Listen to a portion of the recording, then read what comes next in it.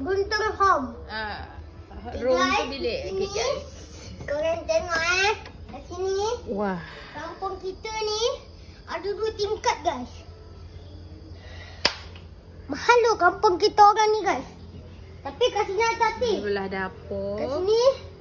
Tapi kat sini hati-hati sebab aku dah pernah jatuh guys. Ni area dapur. Oh dah rosak lah. Besar dapur dia. Kat sini dia memang tutup guys. Kat sini. Kat sini memang kena hati-hati guys. Lepas tu dekat sana boleh ada jalan keluar. Okey.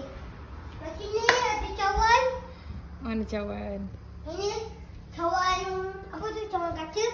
Dan tengok di sana. Sana ada apa? Ada almari. Oh, simpan barang. Kita cuba masuk dalam bilik ni guys. Ni mesin jahit. Oh, ada mesin jahit lah Ada kat sana. basikal guys. Tapi basikal ni dah rosak. Tak boleh main guys. Lampu pun tak ada guys. Buka lah tingkap. Buka tingkap. Sini guys, kita cuba buka tingkap. I love you. Alah. Ni bahagian hadapan ada kipas.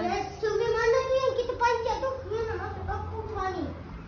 Lepas tu kat sini boleh jalan keluar guys. Oh, ni pintu utama lah. Mami tak nampak ke yang masa abang tu panjat tu. Ni pintu utama. Macam mana nak buka? Tak ada pemegang. Tak apa guys. Karat macam ni. Tak boleh lah. Dia kunci daripada luar. Cuba buka.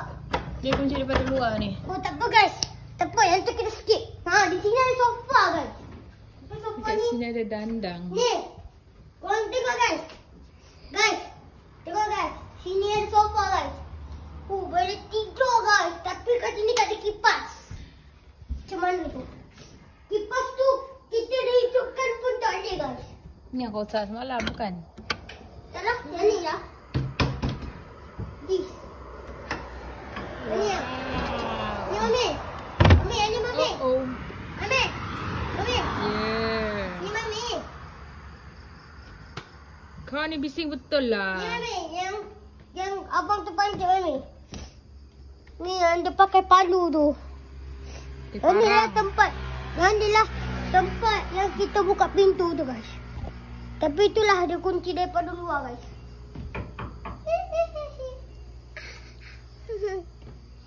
Nah, kat situ kalau kau nampak tangga bawah tu kan, itu untuk tempat lepak guys. Tempat makan Maggi ke, isap rokok ke. Boleh guys. Bilik ni kita nampak macam katil lah. Betul-betul Mek. Sini ada katil, ada almari, ada apa lagi? Oh, ni bilik depan. Ada bantal dengan ni. Oh, almari dia. Ni baju siapa ni dalam ni? Tu buka. Gunakan tu tadi. Baju siapa tu? Tak ada baju. Baju nenek ke? Baju ayah Baju kita korang. orang kot. Baju maknya ayah kita. Yelah nenek lah. Oma. Nenek. Wah. Ini Toto guys. Toto hantar nanti keluar nanti guys. Nah, dekat sini. Ada Nak katil. tengok apa lagi guys? Dekat sini luas. Tapi hati-hati guys. Sebab nanti saya jatuh lagi.